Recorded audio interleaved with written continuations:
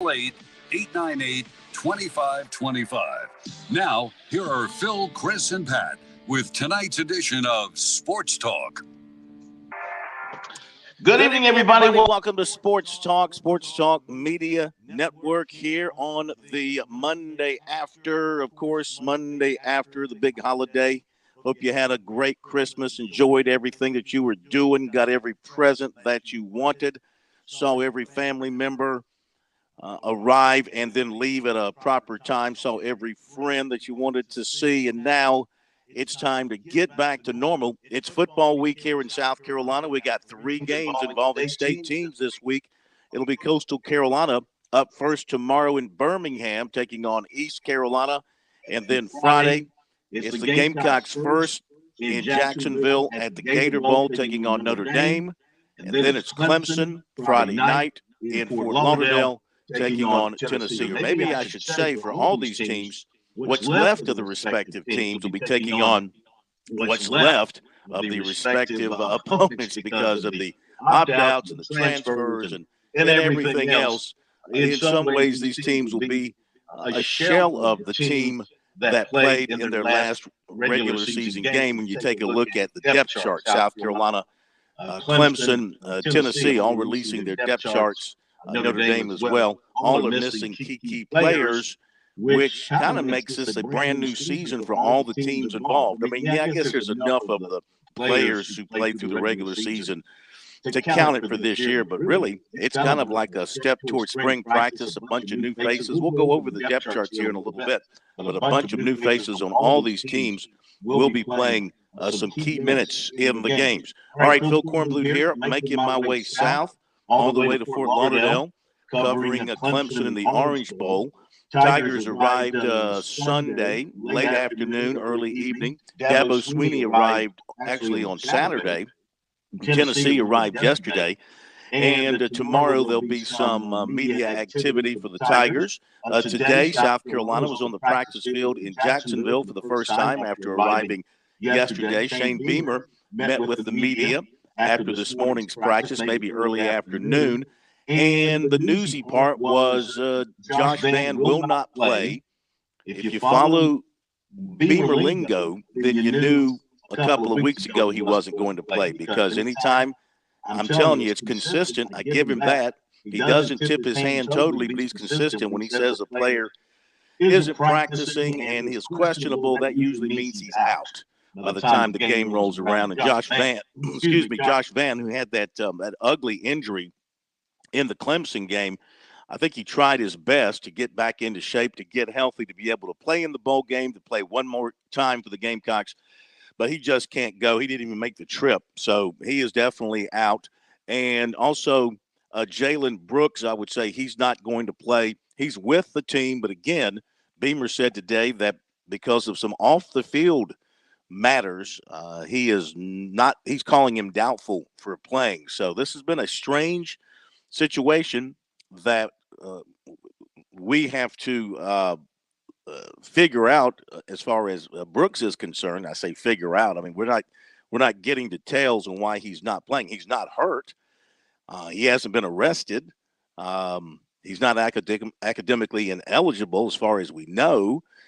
But this is the second time that he's had this off the field issue or issues keeping him from playing for the Gamecocks. So I would not expect him to play either. So the Gamecocks receiving core already without Jaheim Bell, already without 2 other tight ends, now going to be down these 2 receivers. So, and of course they're without Marshawn Lloyd. They're without their starting right tackle. So this is going to be, truly a shell of the offense that the Gamecocks put on the field against Tennessee and against Clemson that looked so good. But can these other players step up? I mean, a guy moves on, somebody else has to step up. That's called quality recruiting. And also the game plan for the Gamecocks, who knows what that's going to be? Who knows where you're going to deploy DeCarrion Joyner this time? What kind of tricks do they have planned? Who's going to be calling the plays? We really don't have a clue about any of that because Beamer is not tipping his hand. He doesn't want to give Notre Dame an idea about what they are going to do. We'll hear from Beamer coming up in just a few minutes and let you hear what he had to say today down in Jacksonville. And tomorrow there'll be a media session for the Gamecock defensive players, a media session for the Gamecock offensive players coming up on Wednesday, and then the head coach's press conference on Thursday morning. Smitty will be in Jacksonville with the Gamecock starting on Wednesday, and I'll be in Fort Lauderdale with Clemson starting on Wednesday. Already on site covering Coastal Carolina, he is Chris Bergen. Merry Christmas. Hope you had a great weekend and a great trip to the to the mountains of Alabama. I know you got a chance to go by Talladega, maybe turn in a couple of hot laps on your way to Birmingham.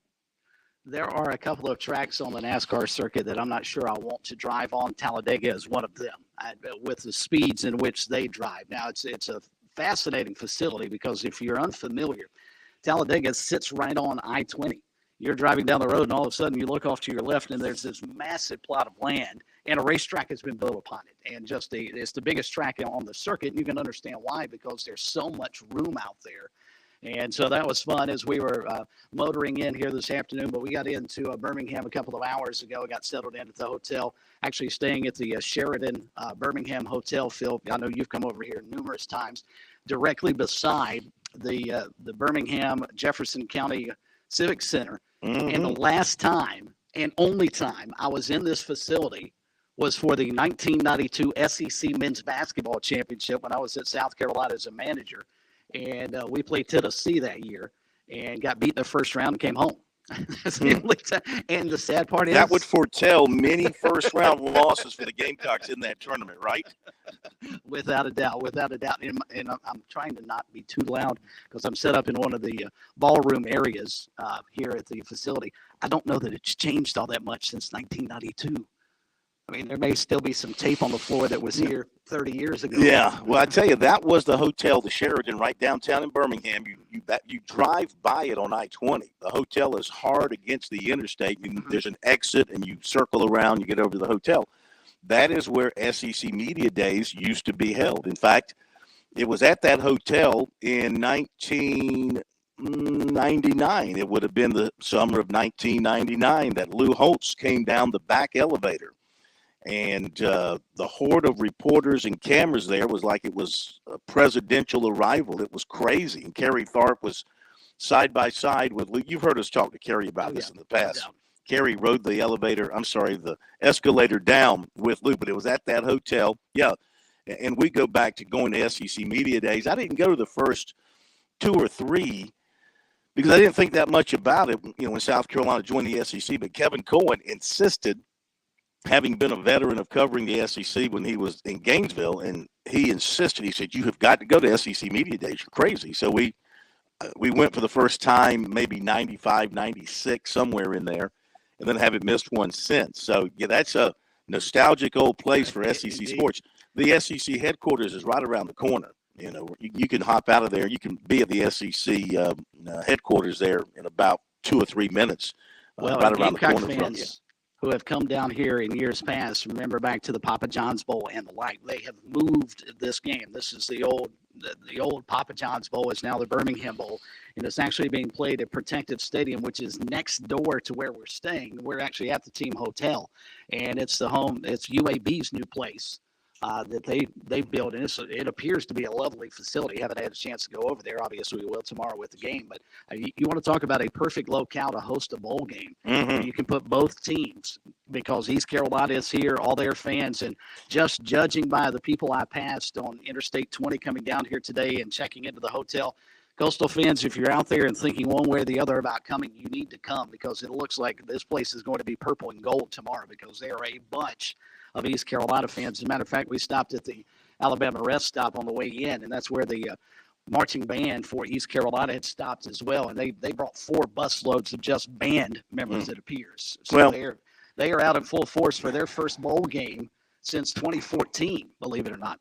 Well, far be it for me to lecture any fan base. You do what you want to do. But, I mean, if you want to play with the big boys and you're getting into these bowl games, you got to reach down deep and support your team. You can't just show up with 500 or how many people do you expect Coastal to have based on what you've heard on ticket sales?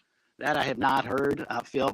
I would just venture a guess based off what we saw last year down in Orlando, and probably a much better family more family-friendly area to go, Orlando, because of Disney World and the like down there. There were 3, 4, maybe 5,000 Coastal fans down there. I would say half that maybe to Birmingham, especially 2 days after Christmas. And knowing what's going on with the program now, they've got to find a way to get past. Jamie Chadwell has left. Grayson McCall is leaving. He is still playing. As a matter of fact, Chad Staggs, the interim head coach and defensive coordinator for Coastal, had his final press conference today, and he talked about Grayson and once again reiterated he thinks that's one of the best stories in college football that's not being talked about enough. Here's a young man that has gone into the transfer portal, but thought enough of his program to play one more game with his current teammates before he leaves and moves on. Now, he did also stress that Josiah Stewart, Coastal is probably their best pass rusher, will not play. He signed with Michigan, I think it was last week, if I'm not mistaken. Willie Lampkin's another one for the Chanticleers, their starting center. He's already committed to North Carolina. He's going to play tomorrow. So it says a lot about the program that some of those guys, especially high-profile guys, still want to play tomorrow. But with that being said, I mean, that's another major distraction. And who knows what Coastal's going to show up tomorrow. I will say this. You've got two very bad defenses, and there's no way to sugarcoat it. Neither team plays very good defensively, especially down the stretch. This may be one of the more high-scoring bowl games of the season because East Carolina can move it up and down the field, and so can Coastal. Yes, well, we're looking forward to it beginning tomorrow evening. And, of course, you'll be there on the sideline, and you're with us here for the first hour tonight before you have to move on to some other things. And let me tell everybody that our phone number is 888-898-2525. That is the South Carolina Education Lottery lucky number here on Sports Talk. If you want to join us tonight and kind of get back in the flow of things, I know it's tough. It's tough for announcers. It's tough for talk show hosts. It's tough for fans to kind of get back into the flow of things after a long weekend that included a holiday and then all the sports played out over the weekend. But if you want to join us, we'd love to hear from you. 888-898-2525. South Carolina Education Lottery lucky number here on Sports Talk. Our poll question of the week looks ahead to the two games on Friday. Sorry about that, Chris. The two games on Friday.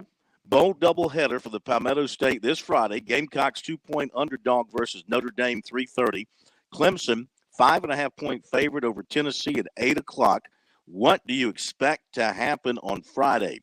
334 votes in today, and 37.1% say the Gamecocks will win and Clemson will lose. 32.9% say both will win.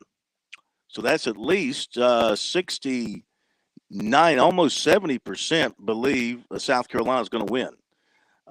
Clemson will win, USC lose. That's 25.7%, both losing at 4.2%. Well, I think it's good matchups for both in that certainly both are capable of winning. I think what is Tennessee going to have offensively? You know they're going to go fast. They're not going to change that. Joe Milton is now the quarterback. He's without his top two receivers or two of his top receivers. They're a starting linebacker, Jeremy Banks, is opting out from Tennessee. They're going to be down some key people. The biggest loss for Clemson in terms of snaps, in terms of a starter, is Miles Murphy at defensive end. If you want to count Uiagalelei transferring to Oregon State, I mean, he was a starter before being surpassed in the ACC championship game. And now, how do you think Cade Klubnik is going to respond and react to being the man now? You know, he hasn't been the man. He wasn't the man going into the ACC championship game, even though they told him you're going in third series. And that was actually the passing of the baton, so to speak, because I remember seeing Uiagalelei going over and like basically telling his offensive teammates goodbye, shaking hands with them, popping them on the shoulder pads, sort of like, hey, I'm out of here, next man up.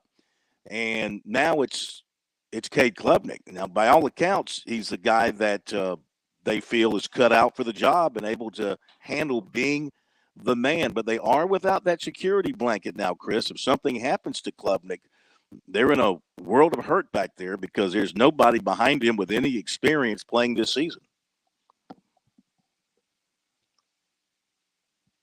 So we shall see what happens with Clemson and Klubnik, because now he is going to be the guy moving forward at quarterback. And if you didn't hear, Uiagalelei announced over the weekend he's transferring to Oregon State. So that'll be interesting.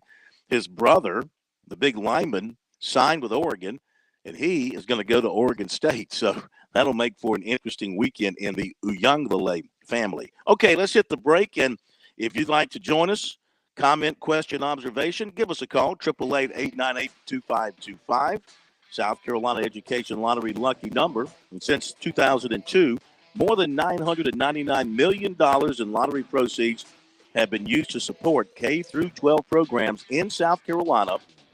Learn about the lottery's impact at seeducationlottery.com/education wins. Playing for fun is a win for education. We're back after this break on Sports Talk. Touchstone Energy cooperative members save more on electricity, and members save more on insurance, groceries, healthcare, restaurants, travel, concerts, and sporting events through Co-op Connections. Touchstone Energy is an alliance of the member-owned electric cooperatives, and as a member, the power is yours. Experience the power of co-op membership with Touchstone Energy and find out how much you can save on electricity and a whole lot more at touchstoneenergy.com. When your day calls for some winning, why not watch your favorite football team at Dave & Buster's? We've got massive HD TVs and hundreds of the hottest new games. Sip from our chef-crafted cocktail menu with exclusive drinks such as the Strawberry Watermelon Margarita or Dangerous Waters. Cheer on the team with Cantina Nachos or wings featuring one of our 12 wings flavors. When your day calls for some winning, it's time for Dave & Buster's, where you can watch the games and play the games. Locations in Greenville, Columbia, and Myrtle Beach. In Columbia, South Carolina, game days are our specialty. Whether you're watching the game from inside the stadium or from the big screen at your favorite local spot, the energy remains the same. Craft the perfect fall Saturday in a city where there is plenty of action on and off the field. From tubing and kayaking to Soda City to rooftop restaurants and plenty barbecue. We're ready when you are. Plan your weekend at experiencecolumbiasc.com.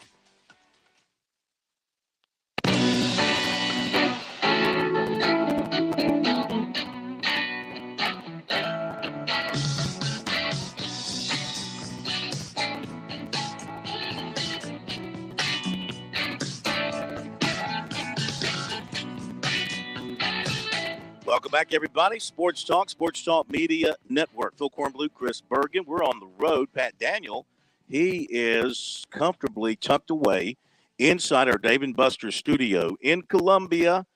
Be sure to get out this week, eat, drink, play, catch all the bowl games all season long. Dave & Buster's in Greenville, Columbia, Myrtle Beach. All right, Shane Beamer coming up. Zach Willis coming up as well. We had one bowl game this afternoon, and in that one, bowl game this afternoon, just one. Got an NFL game tonight. One bowl game this afternoon was New Mexico State. Was that today? New Mexico State beating Bowling Green? Yes. 24-19. Some of that. Okay. Yeah. Okay. All the way down. Okay. I want to make sure. 24-19. Yeah, that was in the Quick Lane Bowl in Detroit. So New Mexico State wins at 24-19 over Bowling Green. Real quick before we get to calls, Panthers are signing Josh Norman to fill in for Horn, who apparently broke his hand. And so Josh Norman, the former Coastal Carolina star, NFL veteran, going to get another crack at it with the Panthers. All of a sudden, and Pat, I know you're excited. I'm excited about my Packers. We got the win yesterday. We're very much alive. All we need to do is win our next two at home against Minnesota and Detroit and have Washington lose once, and we're in.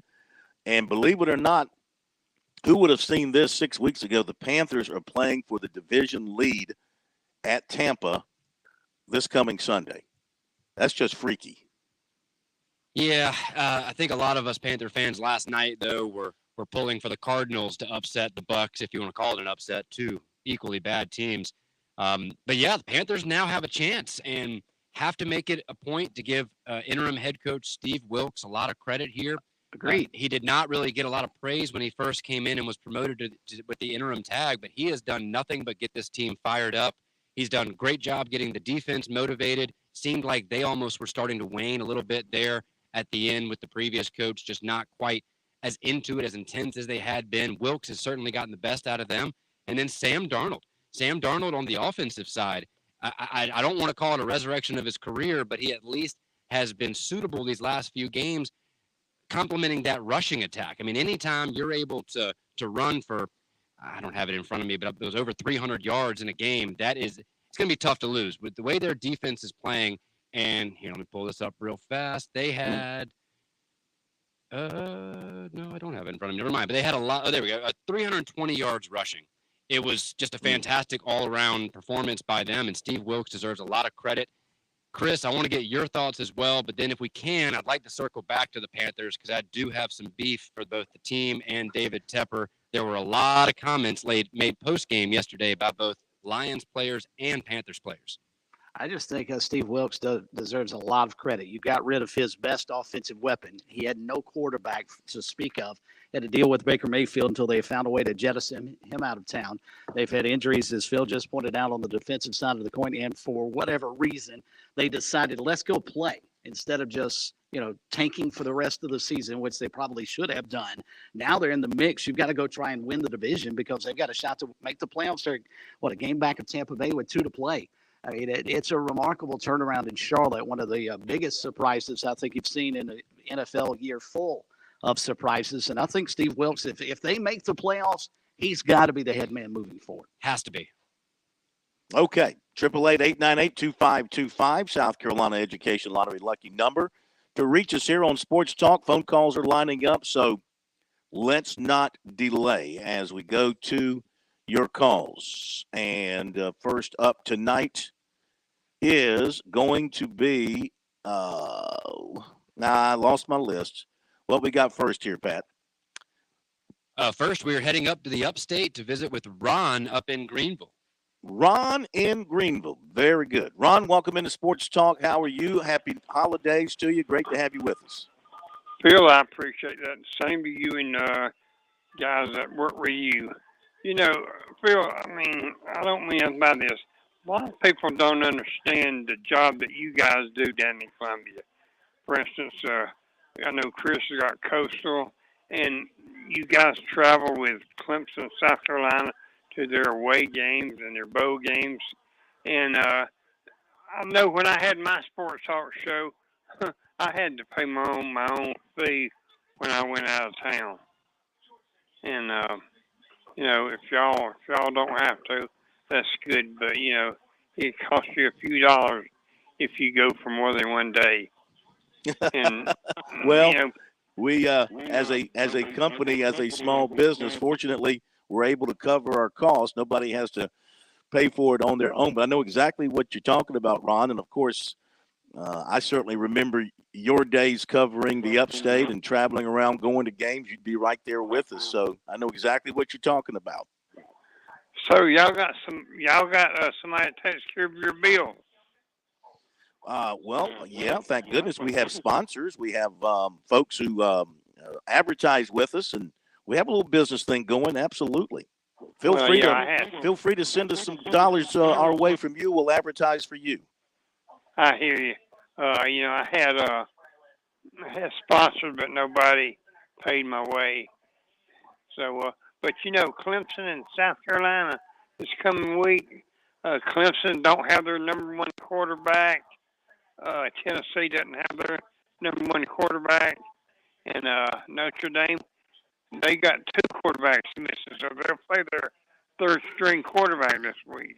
Yeah, it's strange, the bowl season. It's just, you follow these teams all season long. If you're a fan, you root for these guys, this guy, and then, you have a really good regular season. Okay, you don't make the playoffs, but you get to a nice bowl game, and then poof, many key players are gone. But that's the world of college sports today that we have to accept.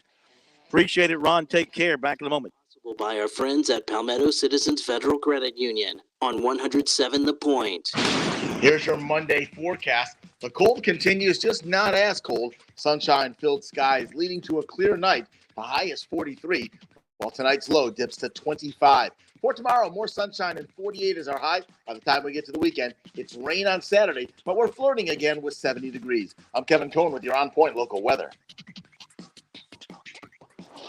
Are you looking for free checking and free savings? Dave Ramsey here, telling you to go see my friends at Palmetto Citizens Federal Credit Union.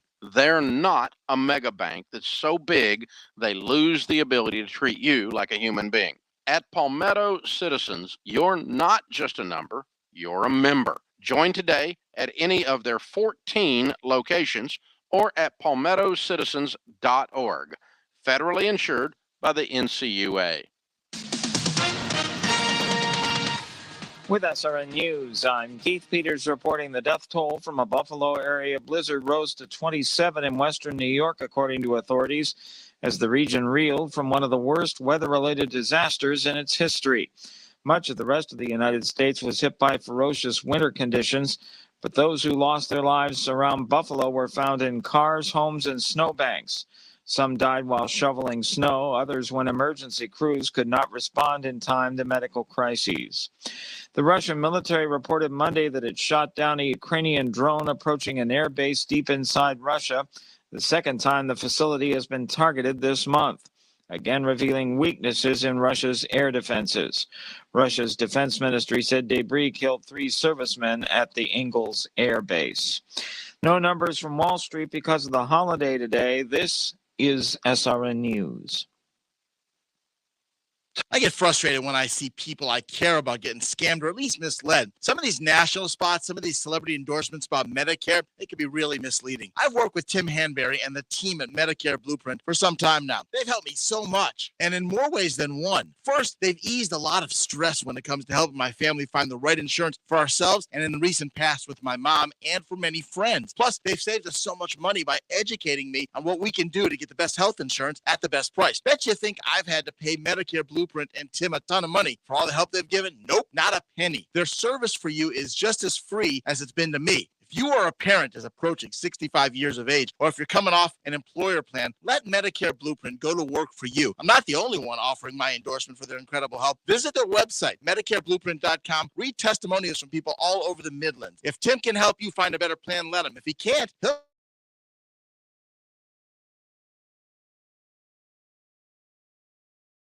398. Attention listeners, con artists have many tricks for stealing your money, but the AARP Fraud Watch Network is here to help you protect yourself and your family. We give you the tools you need to spot and avoid scams. So listen for the AARP Fraud Watch Network alerts. Use our scam tracking map to see the latest scams and sign up for prevention tips and alerts from law enforcement. To learn how to outsmart con artists before they strike, visit aarp.org/fraudwatchnetwork. So let's do word association. Okay, let's do it. Barbecue, Railroad barbecue. brisket, Railroad barbecue. ribs. Railroad barbecue. This is too easy. All right, last one. Holidays. You better order your favorite railroad barbecue today. And he's right again, because this week everybody wants to get that Texas-style smoked brisket or those St. Louis spare ribs for their New Year's celebrations. Come dine in and order for the weekend or call 803-708-5801 to place your railroad barbecue orders and make a special note to pick up your order before 2 p.m. on New Year's Eve. Be sure to pick up some of that railroad barbecue swag while you're there. T-shirts, hats, or gift cards. Here we go. Hash and rice. The best darn hash and rice on both sides of the track. Railroad Barbecue, 2001 Hampton Street, Columbia. Every animal deserves a home for the holidays. Instead of getting the kids video games, get them a new member of the family. Dogs and cats make great family additions. The Columbia Animal Shelter reminds you there are wonderful and loving dogs and cats available for immediate adoption. Visit petfinder.com to see these puppies and kitties. Adoptions are just $25 for the entire month of December. The kids will never be happier, and you'll give an animal a family and a home. Online at petfinder.com. Happy holidays from the Columbia Animal Shelter.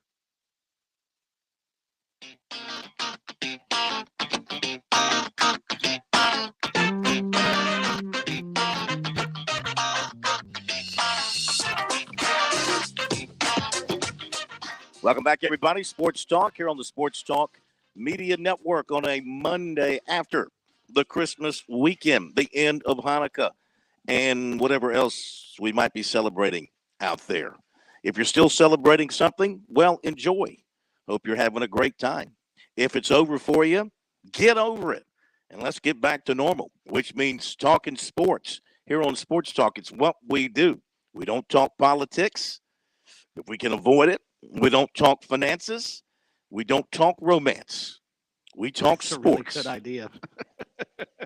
We talk sports, okay? It's what we were born to do. Phone number 888-898-2525, South Carolina Education Lottery. Lucky number. Back to your calls in a moment. A couple of lines are open if you want to join us. So, Chris, the Gamecock receiving situation, it's getting kind of dire for them as they go into this bowl game. If I'm Shane Beamer, Phil, I've got to find a way to make sure I follow Antoine Wells around the remainder of the week and make sure he's available, because you take him out of the mix with all the guys they've lost, with Jalen Brooks and Josh Vann and Jaheim Bell and Austin Stogner not available. The next leading receiver from this season below Juice Wells is Juju McDowell, one of their running backs. So my question is, and you asked earlier about, and want to pose this to the Gamecock fans, what they think after what we saw last year with Takarion Joyner at quarterback in the bowl game against North Carolina. Do you now run him out there full-fledged as a wide receiver just out of necessity? And do you maybe try and work Luke Doty in as well as a wide receiver and do some things with him just to get bodies out there? And you're not going to burn Doty's red shirt because of the new rule that came out a couple of weeks ago that will allow him to play in the ball game on Friday. To me, you've got to use any available option that they have, because outside of Juju McDowell and Nate Atkins and Antoine Wells, you and I have caught about as many passes this season as anybody else in a Gamecock uniform. Agreed. I expect the Gamecock offense to be full of surprises on Friday. I mean, I really do. They're going without a true coordinator right now, and why not? It's a bowl game. You're down several key players on the offense. Take advantage of Spencer Rattler as much as you can. It might be your last game with him. Who knows what he's going to do after the game? Might be your last game without Antoine Wells. I imagine those two will try to hook up quite a bit. By the way, Marcus Freeman from Notre Dame announced a little while ago after the team's practice that he has settled on his starting quarterback. They're going to go back to their original quarterback, the guy who was starting the season before being injured. And so they have settled on their guy, and it is going to be Tyler Buckner. Yeah, Tyler Buckner, announced by Marcus Freeman today in Jacksonville. That's the plan, to start him at quarterback. He was their starter at the beginning of the season. Then he was hurt, and Pine took over and took him the rest of the way. So obviously he's got some talent. He wouldn't be at Notre Dame if he didn't, and he must be good enough to impress the coaches to win the job. He's 6'1", 207, and as a freshman last year, he played in 10 games, was 21 of 35 for 298, 3-3. This year, before being hurt, he played in 2 games. He was 28 of 50. That's 56%, 378, no touchdowns, 2 interceptions. Remember, they played Ohio State, a very respectable game. Mm-hmm. Then they came home and they got beat by Marshall, I think it was, at home. So, and it was in that game he got hurt. So that's who the Gamecock's going to see, Tyler Buckner back at quarterback. That's got to be a bonus for Notre Dame to have a guy with some experience who's been a starter, was going to be the starter until getting hurt. So that's probably a bonus for the Notre Dame offense. But I expect Notre Dame to load it up and run the football, or attempt to run the football against South Carolina with their big offensive line, and that has kind of been their strength all season long. You saw what they did against Clemson. I mean, if they line up with that mindset and are able to run the ball like they did against Clemson, it could be a very tough day for South Carolina, because that means Notre Dame's going to keep the football, eat up clock, and if they don't score, leave the Gamecocks in tough field position. Phil, I don't know that USC can withstand that kind of constant pounding up front on that front seven, because sooner or later they're going to break one. I mean, you look at some of their running backs, they've got long rushes of 51, 46 yards, 26 yards. what happens is they just continue to pound into the middle of the line, and sooner or later you weaken, you get tired, and they bust one for a touchdown. This is a team that rushed for over 2,000 and almost 2,200 yards and 22 touchdowns. That if they don't come out with a shoot, I might even go back old school. If I'm Notre Dame, I line up in the wishbone and say, "Here it comes! Stop it if you can." Yeah. I mean, they're so good up front with that offensive line. That would not be a bad way to go. Now, especially knowing the Gamecocks are going to be without their starting nose tackle in Pickens. They're going to be without a starting defensive end in Edmond. Of course, now you also know they're going to be down their 2 starting corners. So if you're the offensive coordinator, you might be tempted to attack those corners some through the air. It all depends on how you feel about Buckner and how healthy he is. But I think they're going to run the football. They average 41 rushes per game. So that has been their MO. I don't expect them to change from that. Okay. Guys, real quick, if I may add one more thing. You certainly may. Go right ahead. Going back to the receiving aspect for the Gamecocks, I realized last year he did this more with his legs and through the air, but could we see DeCarrion Joyner as the hero for the Gamecocks for a second straight bowl game, just this time as a receiver? He's still available. It could be him. It could be, who knows? It could be Atkins. Atkins was kind of a hero against Clemson, kind of came out of nowhere. Who knows who it's going to be? I do think you're going to see now, if you're Notre Dame defensively, do you double up on Wells? Do you say you're not going to beat us? And we're going to put 2 guys on you. We're always going to have somebody, a safety over the top with you, whatever.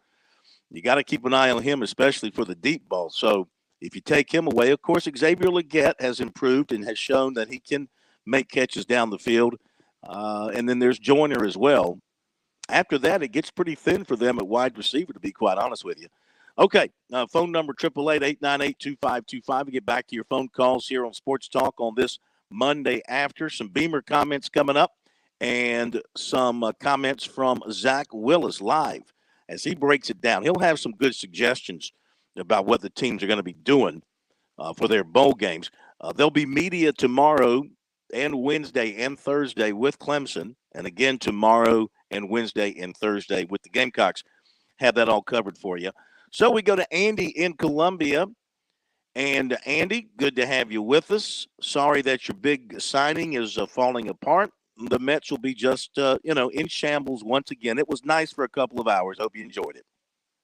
I don't call one player in shambles. Plus, we'll see what happens at the end of the week. First off, good evening to you, Mr. Corn, Kirsten, Pat. Now, Corn.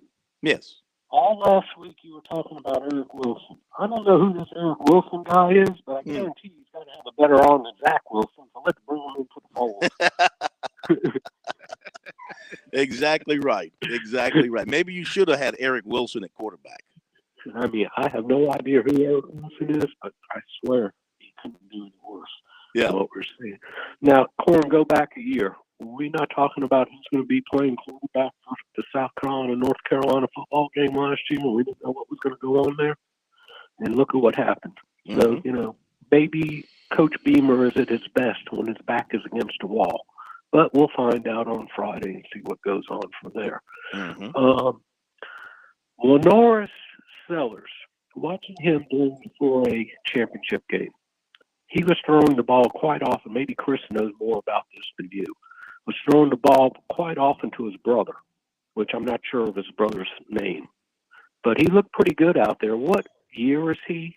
What kind of recruit is he? Is there a possibility that we might see the Sellers brothers playing together at South Carolina?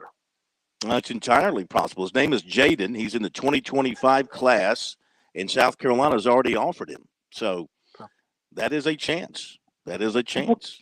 He looked pretty good in the championship game. I don't know if he was playing against a lot worse talent than he was playing against, but he looked pretty good, I thought. Yeah.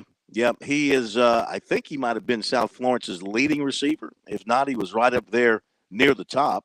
And did you get a chance to see him play in person, Chris, as you were calling games this year? Phil, I did not. I did not get to see South play. I got to see West Florence play in person. They actually squared off against Socastee. I did not get to see South until the final couple of games of the year, and I was awfully impressed. And you talk about Jaden. Here's a kid of the 40 touchdowns that Lenore has had. To speak to Andy's point, 10 of them went to him. and 705 yards. I'm like you, I don't have their stats directly in front of me, but I'm pretty sure he was their leading receiver, not just in yards, but also in touchdown receptions and receptions period with 35. Yeah.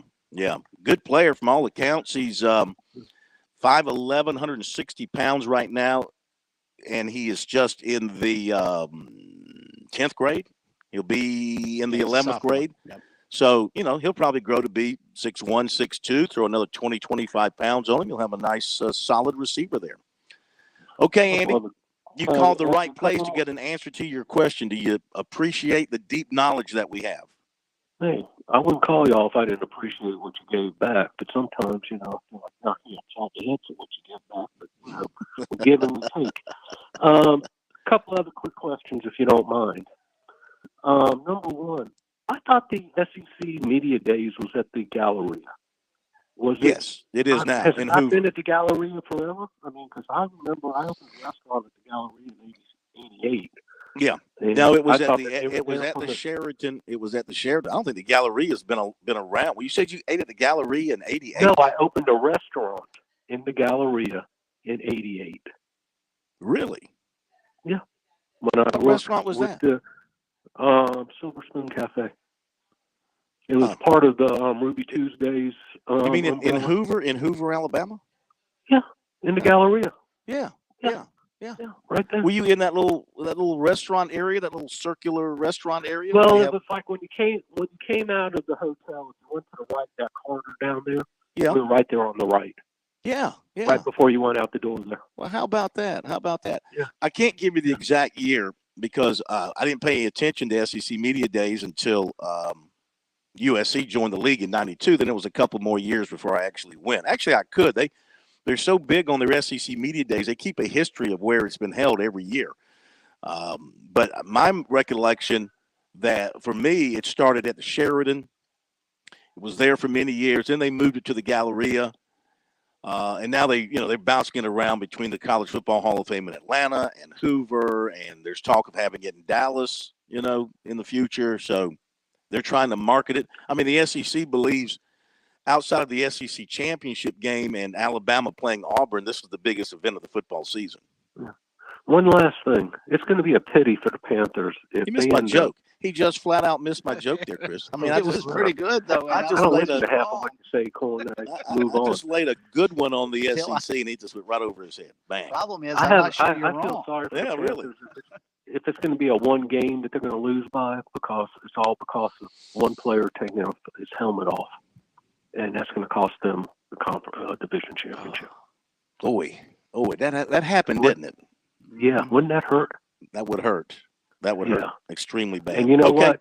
Yes, sir. In my opinion, Mr. Wilkes should be the next coach for at least a year of this Panthers up there, because he's doing a great job. Yes, he is. Deserves another. He deserves. Well, didn't he get really a bad deal? He was the head coach with the Cardinals, and didn't they like shortchange him the way they handled him? Not even a year. I think it was a year, and they kind of blew him off to the side. And look what they got now. I mean, they got a real great too. Coach. Yeah, he is. Okay. He's from Charlotte. Yeah, he grew up in Charlotte.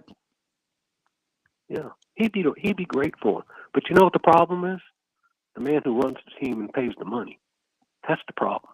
But you gentlemen have a great evening. Enjoying it. Y'all have a good. Chris, good luck tomorrow. Hopefully they won't run out of pizza in Birmingham. I'll make sure to get a slice early, Andy. That joke will never end. There's no pizza involved. In fact, there's no pizza involved in this game anymore, is it? I don't think so. And they play at Protective Stadium. So I don't know if that's, if we fall and get hurt, they've got insurance already covered for us, or how that works. But yeah, no Papa John's involved at all. I mean, there's no sponsor, right? It's just pure Birmingham Bowl, which means, ESPN wanted to have another game. They couldn't find a sponsor, so they're paying the freight themselves. Ticket Smarter actually is sponsoring the game. Who is? Ticket Smarter. It's one of the ticket apps. Okay. That you can buy your tickets to sporting events and concerts and the like. So yeah, Ticket Smarter is the sponsor of the Birmingham Bowl. Excellent. Okay. Let's hit our break. We'll come back with more phone calls. 888-898-2525. South Carolina Education Lottery lucky number here on Sports Talk. You'll be lucky to get through to us tonight because we're awfully busy, but we're going to continue with your phone calls And Brandon Dunn from Channel 15, is that it in Myrtle Beach? Yes, The ABC affiliate. Yeah, he tweeted out that Coastal's going to make a bunch of moves with their coaching staff. Several are going to be moving on with Jamie Chadwell to Liberty. And he said most of this will be announced after the bowl game. And we'll be back. Hi, I'm Jim Corbett. I've been an attorney for more than 30 years. There's one thing I've learned about injury cases. It's you need the personal touch. You need the lawyer to get to know you and describe your damages. You don't want a case manager talking to an insurance company, then talking to you, and then talking to maybe to a lawyer with limited experience at the last minute to try to settle a case. I talk to you. I find out what your case is about. Jim at JimCorbettAttorney.com. Jim at JimCorbettAttorney.com for your injury cases. South Carolina's taste buds have spoken, and they're asking for beef. There are more than 7,800 farms raising cattle from pasture to plate in the Palmetto State. So whether it's steaks on the grill before the big game, sirloin medallions plated for date night, or burgers with a family, make sure beef is a part of your playbook this football season. Smoked, grilled, and slow roasted. Find the best way to enjoy your beef at scattle.org. Beef. It's what's for dinner in South Carolina. Funded by the South Carolina Beef Council, part of the Beef Checkoff program.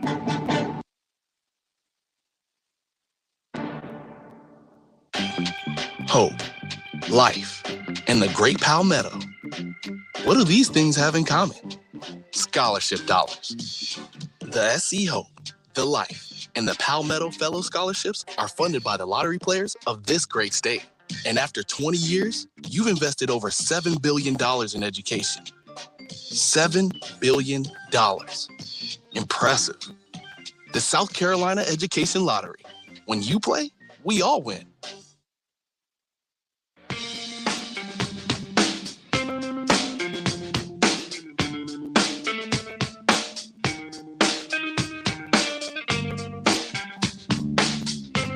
We are back on Sports Talk here on the Sports Talk Media Network. Great to have you with us on this Monday night. 888-898-2525 is the phone number. Let's continue with your phone calls. Hope everybody had a great holiday. You're feeling really, really good, and you're ready for this week of football. Let's go to Gamecock Larry in Swansea with us next. Gamecock Larry, great to have you with us. Hope you had a tremendous Christmas yesterday, and you're ready for some football this week, sir. Yes, sir. I had a good Christmas. Hope everybody else had a great one. But I'm gonna have to get some extra syringes and insulin, but I done jacked my sugar up. But that's all right. But let me tell you something.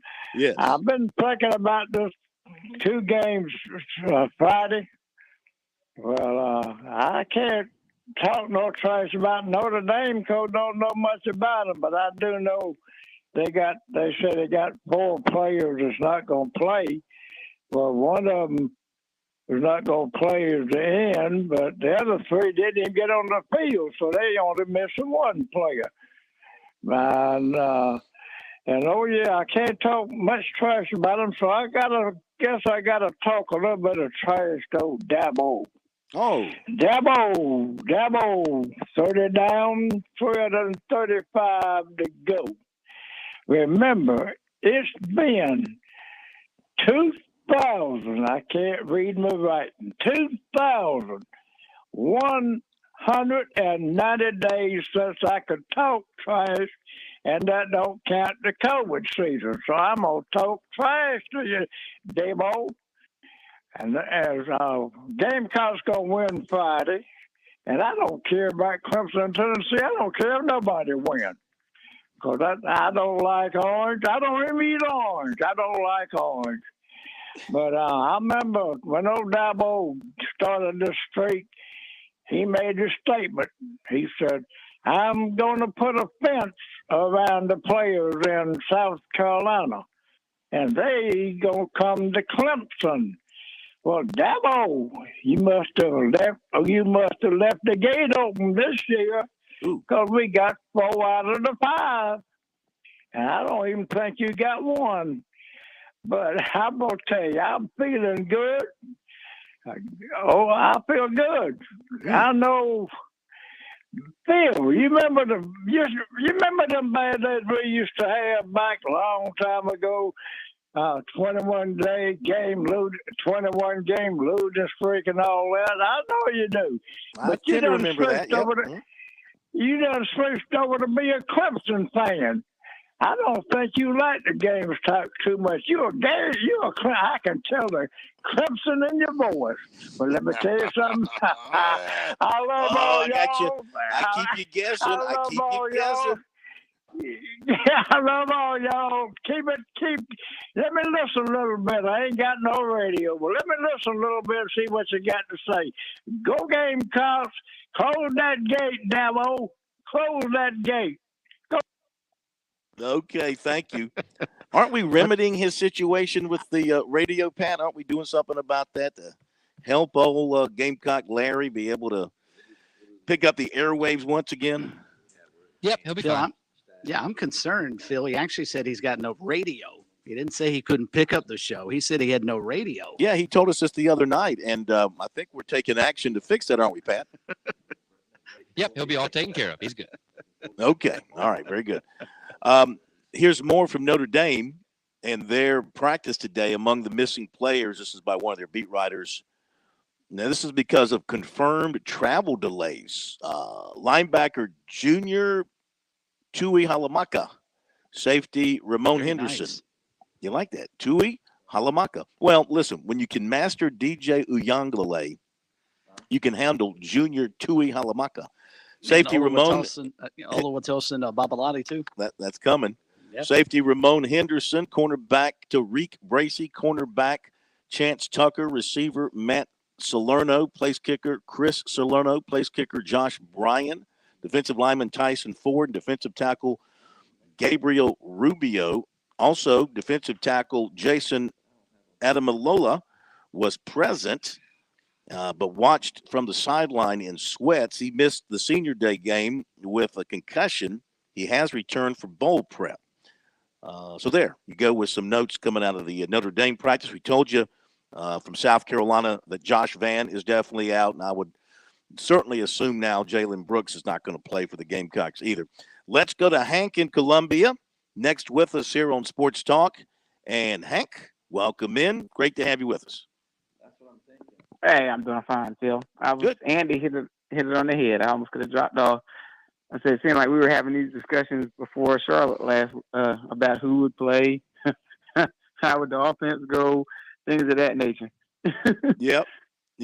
That's right. The same questions going into last year's bowl game, and they shocked everybody. I mean, they were really outside of the championship games, the semifinals, and all that. South Carolina's performance was the talk of college football in many quarters. Yeah, because remember, Nick Barry wasn't playing, and there was a couple others, and we had the same things. I think all of the teams have it at this point. I would say a couple of things. When you talk about how Notre Dame played Clemson, you got to throw in how bad Uyangalele played and how Clemson turned the ball over. Mm-hmm. You remember that was not one of Clemson's finer offensive moments or special teams games. No, but that, as they gave a lot of help after the game, as Sweeney said after the game, and you're right, Uyangalele played very poorly until the second half, kind of got it going. But he said Uyangalele, he didn't miss the tackles. He didn't allow Notre Dame to run for all that yardage, and he was trying to deflect a lot of that blame off of Uyangalele. It was a complete team loss by Clemson that night. Yeah. One of the things was with the turnovers and stuff, once Notre Dame got up, that's what allowed them to rely on that running game. Mm-hmm. Yeah. That wasn't the only game they've run the ball well now. I mean, they've had success they've had to run the season running the football. At the beginning of the year, you remember they weren't throwing it bad. They weren't throwing it well. That's because of the Marshall. So they've had to run it. So, like we said, I load the box. They loaded up the run. We load the box, and we'll see what happens. I think so. Okay, got to go, Hank. Great call. Appreciate it as always. Top of the hour break, and we'll be right back here on Sports Talk.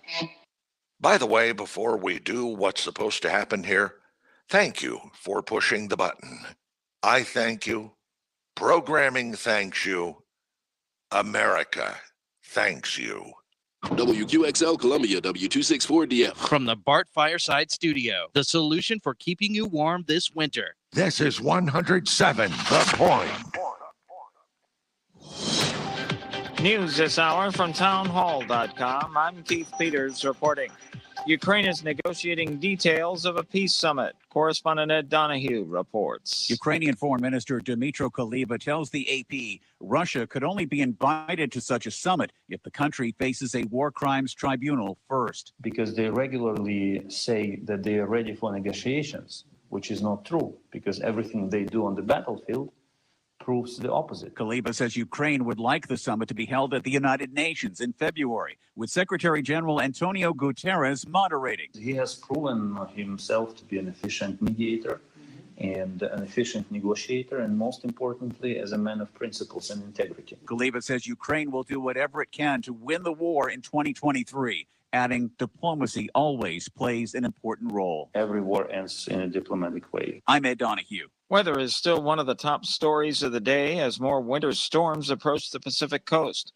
California could see some 10 inches of rain before the storms end over the New Year's weekend. Meanwhile, New York State is reeling from a winter storm that buried Buffalo in snow and blizzard conditions. New York Governor Kathy Hochul says people need to stay off the roads so that emergency crews can do their work and so that travelers don't get stuck. Just saying, when is this going to end? I understand that pain and that frustration intensely.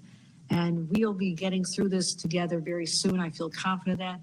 But the most important thing is, please stay at home for the next day. The storm that walloped much of the country is now blamed for at least 50 deaths, with rescue and recovery efforts continuing today. The blizzard roared through the region Friday and Saturday, stranding motorists, knocking out power, and preventing emergency crews from reaching residents in frigid homes and stuck cars. More on these stories at townhall.com.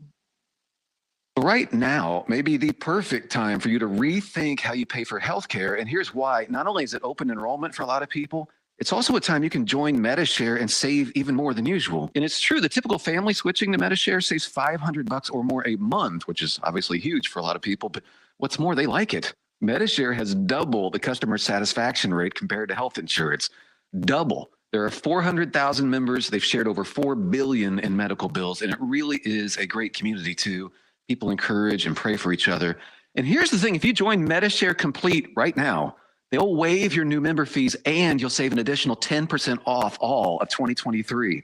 That's right. No fee to join, 10% off every month of next year, but it's a very limited time offer. You have to sign up before December 31st. Great savings, great healthcare. Find out more. Call now. 844-41-BIBLE. That's 844-41-BIBLE. 844-41-BIBLE. Commercials. China's military has sent more than 70 planes and several ships towards Taiwan in a 24-hour display of force.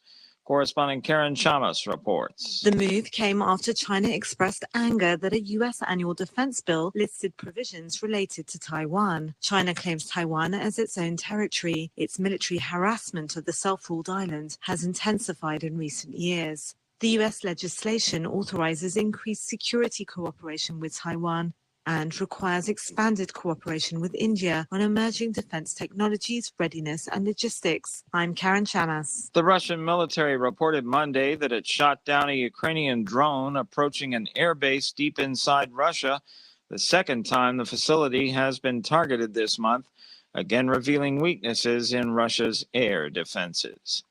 News and analysis at townhall.com. I'm Keith Peters reporting.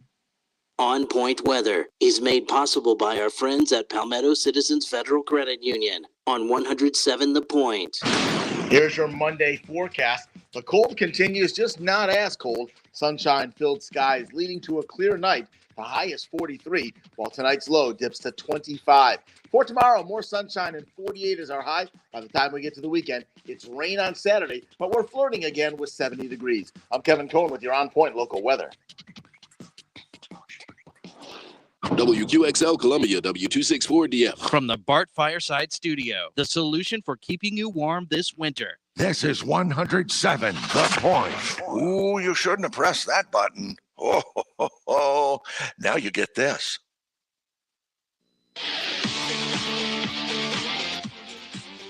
Welcome back to Sports Talk on the Sports Talk Media Network. You can reach the guys with the South Carolina Education Lottery lucky number, 888-898-2525. That's 888-898-2525. Now back to Phil, Chris, and Pat with the second hour of Sports Talk on the Sports Talk Media Network. Hour number 2 of Sports Talk. Chris has departed the premises to take care of business in Birmingham with the Coastal Carolina Network and the football team there in Birmingham getting ready for their bowl game tomorrow. So Pat and I will soldier on. Tomorrow night where will I be tomorrow night? Tomorrow night I'll be in Florida. We'll be in Florida tomorrow night preparing for our coverage beginning really Wednesday with Clemson and really Wednesday with South Carolina. 3 shows from Florida, Wednesday, Thursday, and, of course, game day on Friday. So looking forward to that. And it was 42 degrees in Miami yesterday as the Packers beat the Dolphins. It's supposed to be much warmer. Of course, it's supposed to be warmer in South Carolina as the week progresses as well. It's going to be much warmer down in South Florida. Might even have to put on the Speedo and the wife beater, throw a little tanning lotion on, and bronze up the body. Come back to South Carolina in January looking like a new man. Just a thought. In the meantime, South Carolina is in Florida, in Jacksonville, which is really, in my opinion, not Florida, but South Georgia, but they call it North Florida. And the Gamecocks are on the practice field today for the first time there in Jacksonville. A few minutes were open to the media at the beginning, and then afterwards a gaggle session with head coach Shane Beamer talking to the media. Here are some questions and answers from the Gamecock head coach. Revamped that chart. But how much does that play into adjusting the playbook? I mean, a little, not a lot at all. What do you have to do to? Yeah, a little bit. Obviously, we're down. Well, there's 4 tight ends that played in the Clemson game, and 3 of them aren't here right now. So to say that we're going to be able to do 2 tight end sets is very irresponsible to say, and to think that we're going to be able to play Nate Atkins every single play of the game. So certainly it limits what you can do, if anything, out of 2 tight end sets because we really don't have a second tight end. So that changes things plays, but just with different people doing it. And then again, at the same time, it's, you got to be creative. We were in a bind last year as well in that bowl game and didn't have a couple running backs and didn't have a couple quarterbacks and I had some guys out with COVID. I mean, there was all kinds of stuff going on last year. So find a way. How are Van and Brooks? What are their status? Van is not here right now. He won't play this week. Brooks, doubtful, still working through some things off the field. You decided to just call plays? And I have, but I'm not telling you guys. But again, it's a group effort. Everything that we put in, we've been working on as an offense all month, and the offensive staff is putting the game plan together, and the play calling part of it to me gets, is a little overrated in the sense that you've decided on a lot of what you're doing during the week and during the prep. And obviously you got to have a feel for calling plays on game day and things like that. But we got good coaches on that offense and good players, and it's up to us to put together a good plan for them. Chris, you having a film on Tyler Buckner to get a feel for? Not much. No, not much. Yeah, not really. You go back and you see the 2 games and you see he's a really talented quarterback, and Drew Pine's a really talented quarterback, and they made Tyler the starter to start the season. So that kind of tells you everything you need to know. You see his athleticism, being able to run, so we've got to do a great job with the quarterback run game. You see the athleticism and his ability to throw the football for sure. But no, it's not a lot. You got to go back, and we've done this with him and the backup quarterback. Go back and watch high school tape even, just to analyze and watch them as players. But he's a talented guy. You're not named the starting quarterback for game 1 at Notre Dame if you're not a talented quarterback. And the same thing goes with the tight end position. I mean, Notre Dame sent an awful lot of tight ends in the NFL. Yeah. So is the guy behind there look like? I'd say they're all good. I mean, you're right. Every single year it seems like Notre Dame's got a big NFL prototype tight end. And obviously he was a really productive guy and a weapon in their passing game that they targeted an unbelievable amount of times. So that's certainly a big loss for him. But they've got capable they've got capable tight ends for sure. It's not like we don't have the bodies right now. They've got the bodies at tight end. They just don't have the experience that maybe the other guy did for them. Shane, I realize that Cliff Howard's out here practicing. Is he eligible to play? Just practice. Sorry, she's okay. Just practice. He's out here. We gave him the option. He's a football player, man. So he just wanted to come out here and practice. And what about Anthony Rose? Is he eligible? He's eligible. You think he might get out there? I do. Yeah. With the practices as a whole for the bowl, how would you characterize how things have gone? Just kind of across the board last. Really good. Really good. I've really been proud of them. We told them, I think I told you guys this, we told the players in the first team meeting that if you're in this room, you're telling us that this bowl game is really, really important to you. And the way they've practiced and the way they've handled themselves has shown me that. It's been some of the, even going back to Columbia, like once you get down here, it's exciting. You're at the bowl site and all that. But the ones in Columbia, when exams are over and Christmas is coming up and you're the only people in town or the only people on campus, those are the ones that some places I've seen that just drag and sometimes they're not good. But that wasn't the case with our guys this year. They were awesome. It was actually some of the most fun and energetic and competitive practices that we've had all season. They've practiced the right way, that's for sure. Shane, from that right tackle position, what have you seen from Mason, and how do you balance maybe giving Tyson that opportunity of seeing what you have? Yeah, we've rotated those offensive linemen quite a bit this year, and we've played 7-8 every game, and certainly Tyshawn was a starter in 2021, and we feel like he's a starter in 2022. So he's a talented player. And then Kaysen's a guy that he's really gotten better every single week in practice. And, he's a guy, you're only allowed to take 70 players to every away game. We traveled Kaysen to every away game this year because he was that close to playing. Plus, we would actually spend some extra time with him on the road trips and just get some extra meeting time and things like that and take advantage of that. But he's a guy that I think is going to be a really, really, really good player for us as he moves forward in his career. And he's a guy that has really gotten better as this year's gone on as well. And we've got a ton of confidence in him. CBS at running back. Is he 100% full go? Yeah, I don't want to say he's 100%, but he's full go. He did everything today, David.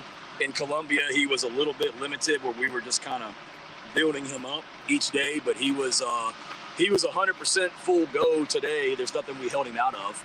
And, he may tell you his body feels 100%. I don't know. But as far as being cleared to do everything, yes, he did everything today. And with Carroll out behind him, what's the depth look like that position? Juju, CBS, and Rashad Amos would be the top three right now. And then after that, you got to get creative. How about your defensive end? You've got a couple starters there. You have some young guys going too. We've seen from the Brian Thomas Juniors, the Hot Rock Fitness, those guys this week. Yeah, those are also guys. Brian's continued to get better, played for us this year. Obviously, when Jordan Strong went out in game one, that elevated Brian's role pretty quickly, and he's a guy that can really rush the passer and has gotten better. Hot Rod's a solid guy, veteran guy as well. So, obviously we were thin at that position going into the season. Then we got really thin when Jordan Strong got hurt. Then we got really, really, really, really thin with what's happened over the last couple of weeks. But, that's okay. We got good players, and it's the next man up. With that, you've had some defensive. You've had a lot of defensive backs that have played, young defensive backs that have played this year. You got some more guys in that position now with Cam and Rock not playing. I guess, what have you seen from that group? How did they kind of take to do that? The young DBs? Yeah. Kind of the same thing. We play a lot of defensive backs during games anyway, whether it be nickel packages, dime packages, or packages with even 7 DBs on the field. So we've always tried to rotate a lot of guys. Kawan Banks was in there against Clemson on the key third down. And so he's a guy that has gotten better. And Emery Floyd, Keenan Nelson. We do a lot of, just because you're red shirting doesn't mean we put you to the side and we see you in spring practice. We spend a lot of time during the season trying to develop guys and getting a lot of good work against our offense and defense. And those guys have utilized it and have gotten better. And Torian's done a great job coaching all those guys up. And last year, I guess we played this game without Cam and whoever else is out there. I know we were down some DBs, but I mean Isaiah Norris was a guy that played in the bowl game last year as well. So they've gotten experience, and we'll need them this week. Signed a couple guys since we spoke to you last. Speak to more sellers and Forrest Yeah, two really good players. Vicari, talented athlete, defensive back, wide receiver. We think he's got a chance to be big time, kind of like when I think I talked to you guys about Jalen Kilgore and how every week when I watched his tape, he was just making all kinds of plays in all three phases. That's the same thing with Vicari as well. We're really excited about him. And then Lenoris is a guy, I mean, what can you say? He had a special senior season as a quarterback this year. He was a guy that obviously, I guess he had some injuries his junior year. We had him, his team came over. Coach Marlowe brought his team over for our 7-on-7 camp this past summer, and we watched him in camp, and we're just blown away by some of the plays he made in camp and in competitive 7-on-7 settings. And then we told him that day, like, look, we want to watch your tape, and and at that point, we didn't have a bunch of quarterback offers out there. I think there was one that ended up going somewhere else, and then we watched Lenoris's tape each week throughout the season, and every week he was just lighting people up, and I think he's got a really big future in front of him, and great young man, and ton of respect for him. Obviously, he wanted to handle the situation with Syracuse the right way, and felt a great sense of loyalty to those guys, which I respect. And he had a hard time telling Syracuse no. And I have respect for that. He just wanted to do things the right way, but certainly circumstances changed at Syracuse with some changes on their coaching staff, and circumstances changed at our place as well. And excited that he's going to stay in state, and appreciate Marquis Anderson and Montague and those guys recruiting the out of him at the Shrine Bowl too, from what they were telling me. They were texting me all week, during letting me know all the recruiting stuff they were doing up there too. How much do you obviously do a lot of different things on both sides. What do you kind of see his role looking like when he gets in? With Vicari starting out at defensive back and then kind of going from there, the more you can do, the better. But for us, we think he's got a chance to be a really, really talented defensive back. And, certainly there's no question what he can do with the ball in his hands and in the return game and things like that as well. But he's a really good football player, but we'll start him at defensive back and then kind of go from there. Any other transfers you can speak about right now? I don't think so. I'll be honest with you. I don't even know if anybody else has announced or said anything, so I don't want to steal anybody's thunder. But I don't think so. When do I see you guys again? Press conference 2 days from now? Probably then. I'll probably have some more information for you. What was with the shorts practice when you wanted that decision? I always wear them. Gotta get them soft. No, I always wear them. I think I wore pants to one practice this year, and somebody asked me what was wrong and why am I wearing pants. So after the cold weather in South Carolina, this is like a heat wave down here today. So the sun came out. If it had been cloudy and windy, it might have rethought it. And honestly, that thing I didn't pack sweatpants, so I had to wear shorts anyway. I'm wearing these, but this is just what I'm wearing around the hotel. As far as the bag I had for practice, I didn't have any long pants on them, but I'm a shorts guy. What's on the schedule this afternoon? For coaches, work. We'll go back and watch the practice tape and get ready for practice tomorrow. Players actually have the afternoon off. The Gator Bowls, they do a great job of balancing, giving the players free time and then also activities. So they don't have any activities today. So for them, I'm sure, they were up this morning. They had to be downstairs at 7:15 this morning. So I'm sure for some of them, it'll be a nap. Enjoy the beach, whatever else is going on out there today, but not much. Today's kind of a low-key day, and then they got the night free, and coach and staff are doing a little staff dinner at a local restaurant tonight, and that's about it. Get ready to go again tomorrow. All right, there you go. That is what Shane Beamer had to say to the media already in Jacksonville today after practice, standing by the bus, as you no doubt could tell. They're having a good time, and bowls are a lot of fun. If you're not tied up in the playoffs, bowls are a lot of fun. You get to go to the beach. You get to go to restaurants. You get to do some community service. You get to practice a little football. It's different. the playoffs, the semifinals, that's all business. You don't even arrive there until a few days before the actual game, and then it's practice, press conference, practice. They don't treat it like a regular bowl game. It's treated differently because it's the playoffs. And that's what everybody is striving for. Okay, Shane Beamer. By the way, Clemson did practice today. There was no media allowed at Clemson's practice today. There was no media after practice. So next time we'll hear from the Tigers will be tomorrow when they have a formal press conference at the Orange Bowl. It will be the offensive folks. Yeah, be the offensive coordinator, Brandon Streeter, and some offensive players from the Tigers meeting with the media. We'll have that covered for you tomorrow here on Sports Talk on the website, sportstalksc.com. We hit the break, and when we come back, we'll give you the recruiting report for tonight. Bottom of the hour, Zach Willis will join us. Oh, by the way, that not so subtle comment that Beamer made talking about transfer, gotta believe he's talking about Joshua Simon, the tight end from Western Kentucky, who's been talked about and projected to transfer to South Carolina ever since he put his name in the portal. He hasn't gone public yet, but sounds like could be happening soon. Hit the break, and we'll be back. South Carolina's taste buds have spoken, and they're asking for beef. There are more than 7,800 farms raising cattle from pasture to plate in the Palmetto State. So whether it's steaks on the grill before the big game, sirloin medallions plated for date night, or burgers with the family, make sure beef is a part of your playbook this football season. Smoked, grilled, and slow roasted. Find the best way to enjoy your beef at scattle.org. Beef, it's what's for dinner in South Carolina. Funded by the South Carolina Beef Council, part of the Beef Checkoff program. You were always more than my mom. You were my role model, my best friend, and biggest supporter. You filled my days with unconditional love. And you also prepared for the day when you couldn't be here. Because of the woman you were back then, I'm able to be the woman I am now.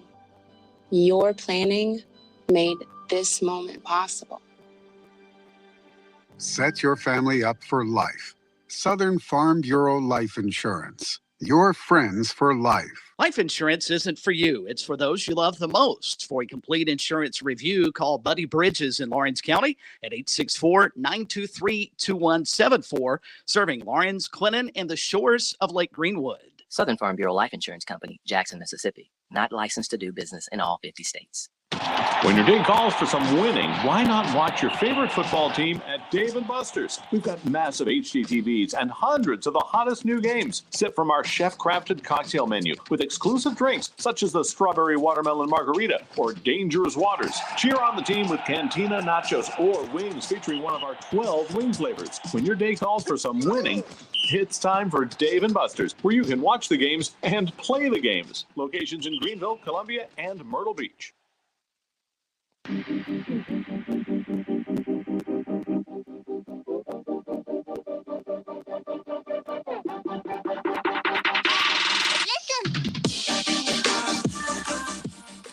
Give you the recruiting report here on Sports Talk on this Monday night. Christmas season, Hanukkah season never ends for recruiting. It's the gift that keeps on giving every night here on Sports Talk. And it is brought to you by Seawells. Now, Seawells remains closed until what day this week, Pat? Can we get back to Seawells? Is it Wednesday, Thursday, you recall? No, it's actually going to be closed for another entire week. They do not reopen until Wednesday, January the 4th. So got about 10 more days. I am totally opposed to that. I mean, I understand you got to go on holiday and take a break, but I mean, where are we supposed to eat? Of course, I'm not going to be in Columbia this week anyway. Pat, where are you supposed to eat if you can't go to Seawells to get your meat and three? Dave & Buster's. I hear they have good food, good games, good drinks. You can let the kids go play while you enjoy a nice frosty beverage and a nice bite to eat. Nice follow-up. Good job. Dave & Buster's we recommend highly as well. But for a buffet, we recommend Seawells. And when they are back at it with their daily lunch and buffet, You will not be disappointed. 11-2 in non-holiday days, Monday through Friday. And don't forget Seawells when you need somebody to handle your important catering needs. Just make the simple phone call and talk to Cal Sewell and let the Sewell staff take care of all your needs. 803-771-7385 is the number. SewellsCateringSC.com online is how you can learn more. So recruiting-wise, 2024 linebacker Andrew Hines III, 6'1", 215, Atlanta, named a top dozen on Sunday. USC is in the list, along with Harvard, Cal, Ole Miss, Virginia Tech, Tennessee, Wake Forest, West Virginia, Illinois, Missouri, Nebraska, and Duke. He visited USC for the Clemson game in 2021. He's also visited Clemson multiple times, but the Tigers haven't offered at this point. USC is among the top 10 schools named over the weekend by defensive tackle Camarion Franklin, 6'5", 260, Lake Cormorant, Mississippi. The others on his list are Tennessee, Texas A&M, Miami, Mississippi State, Alabama, Ole Miss, Texas, Florida State, Michigan. Clemson is in the top 10 with wide receiver Alex Taylor of Greensboro, North Carolina. The others on his list are North Carolina, Auburn, Wake Forest, East Carolina, Missouri, Penn State, West Virginia, NC State, Virginia Tech. He visited Clemson during the season for the NC State game. He also visited earlier in the year. NC State also appears to be strong with him at this point. Former Clemson quarterback DJ Uiagalelei announced over the weekend that he is transferring to Oregon State. During his Clemson career, Uiagalelei played in 35 games. He completed 59.8% of 861 passes for 5,681 yards and 36 touchdowns with 17 interceptions. He also rushed for 919 yards and 15 touchdowns. Pat, in your memory, has any quarterback at Clemson done more but been appreciated less than DJ Uiagalelei? Was he just unfortunate to follow the quarterback that he followed? Oh, man, that is tough. Putting me on the spot here a bit. Kelly Bryant comes to name. He did help lead the team to the playoff, but similar to DJ, sorry, it is what it is. The defense deserves a heck of a lot of credit. That's a great question, Phil, but the only name that comes off the tip of my tongue here is Kelly Bryant. I don't think he ever was quite appreciated for what he did for the Tigers. Yeah, I would agree. That's a great analogy or a great example to point as well. So, yeah, I agree with that. Okay, we continue with our notes here. And we've got, let's see, we did that. I'm going to fill in a few Friday notes here for some of you who might not have been with us on Friday. USC commitment defensive end Xavion Hardy did not hear back from the NCAA clearinghouse on Friday, so he did not sign, will not sign until February 1st. Said he remains locked in with the Gamecocks. USC 2024 commitment, quarterback Dante Reno, not yet decided if he'll enroll next month and join the 23 class. He said they're going to wait and see how everything plays out after the bowl game for now. USC has 7 quarterbacks right now, including Lenora Sellers. So Reno is waiting to see what attrition there might be after the bowl game. Woodland offensive tackle James Mosley committed to Newberry. AC Flora running back Markel Townsend signed with Lehigh. Clemson and USC target 2024 wide receiver Jonathan Paylor of Burlington, North Carolina, was offered by Colorado. And Paul Strelo with Tiger Illustrated reported this morning that Greenville High offensive tackle Blake Franks is going to announce his college decision right now on February 7th in conjunction with his mother's birthday. Plans to take a couple of visits in January. Clemson is going to be one of those stops for him. The Tigers going to have a junior day on January 28th.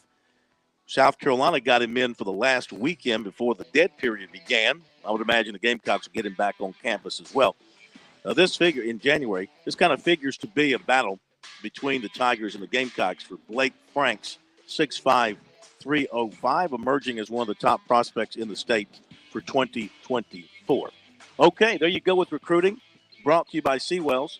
Don't forget to check it out on our website, sportstalksc.com, on Twitter, #STRecruiting. We'll be back. Zach Willis is coming up. On Point Weather is made possible by our friends at Palmetto Citizens Federal Credit Union on 107 The Point.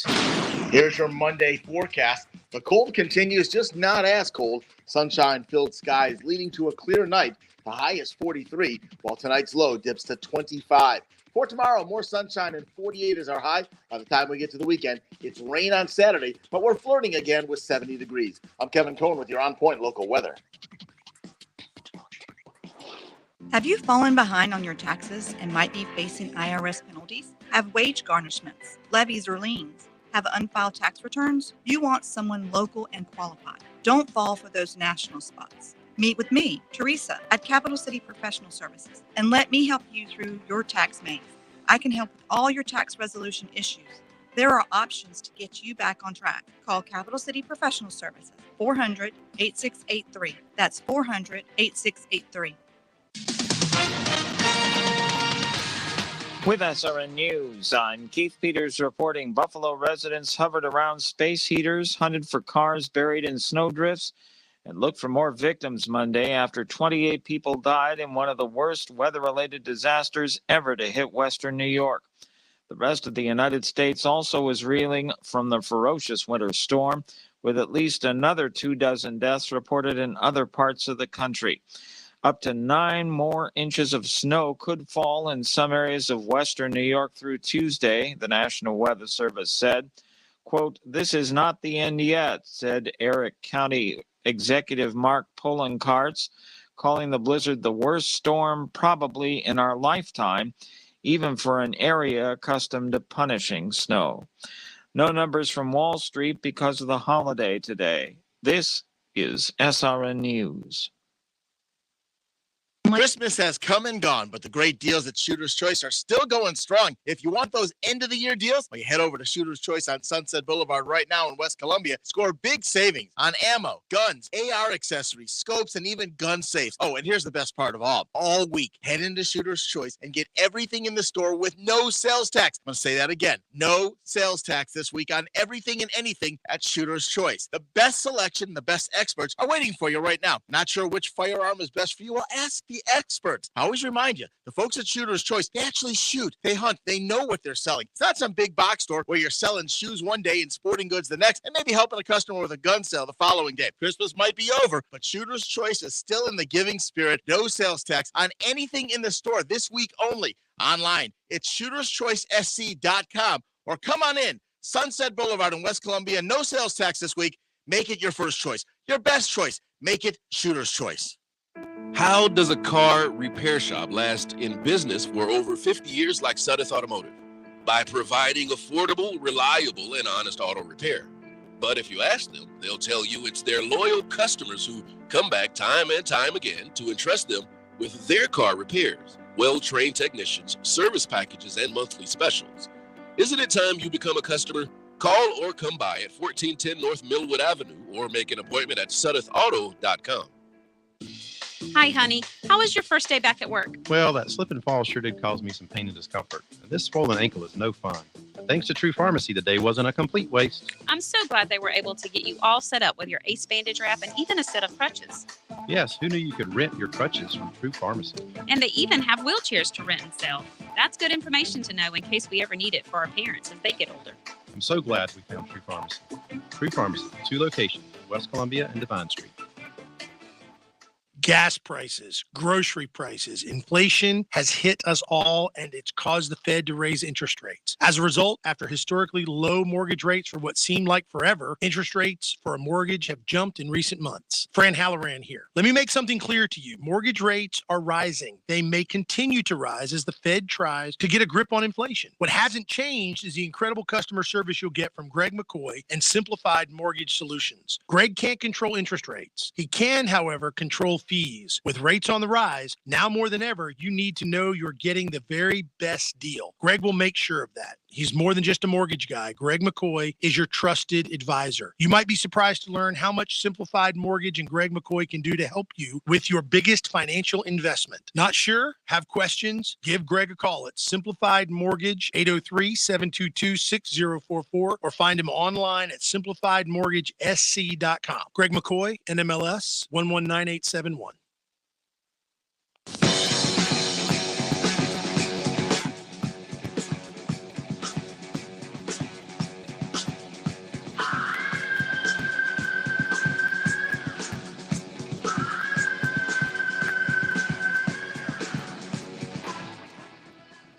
It is football week in South Carolina. We have games to play. We have games to prepare for. We have games to talk about. We have games to analyze. And to do that, as we do every football week in South Carolina, on Monday, a visit with the coach, Zach Willis, 1st and 10. He's first up with 10 minutes, though we may give him more tonight because we have a lot to cover. First of all, Coach, hope you're doing well. Hope you had a great Christmas with the family and everybody got what they were looking for. I think they did, Phil, and my birthday is on the 30th, so hopefully I'll get what I'm looking for, 2 wins out of our in-state teams. Don't forget 3. We got Coastal Carolina, too. Oh, okay. 3 then. You sound like you've got a touch of what a lot of people are dealing with right now, this little nasally stuff that's going around. Absolutely do, but, I watched Michael Jordan faint and score over 40 in an NBA Finals game with the flu, so I think I can carry forward. Did he really have the flu? There's some people who think he was faking the whole thing. I never doubt Michael Jordan. He never proved anything to me, but he was a real deal. But who knows? Yeah. He and, could score. And Elvis is still alive too. And Elvis is still alive. Yeah, he could score. Listen, Michael Jordan could score 40 on with his leg in a cast. Against most people. So well, I hope you feel better, and I'm glad you're with us. It's since we last talked to you. I guess it was after the South Carolina Clemson weekend. So much has changed for all these teams, not just in our state. I mean, all over the country. So much has changed. You wonder about how much the losses affect the chemistry, the character, the makeup of a team, and how they're going to play when they go out there in these bowl games. Now, South Carolina, for example, last year went out and did a nice job and beat North Carolina with a very surprising offensive attack that North Carolina never prepared for and never adjusted to. You wonder if they've got to do some of the same this time to beat Notre Dame. I think they do, Phil, but I think they're up to it. Shane Beamer has shown us that he's not only resilient but very creative as a coach, as a head coach and directing his program. They changed their approach mid-season, really middle to late season, and had to really career-defining wins in doing what they did. And I think my money would be that they'll come out and play extremely well. They've lost a lot of people, but so is Notre Dame, including Notre Dame's starting quarterback, and that's a massive loss, with South Carolina hanging on to Rattler, who is obviously a difference maker. Yeah. Well, when you look at this South Carolina offense, though, Coach, leading rusher is gone.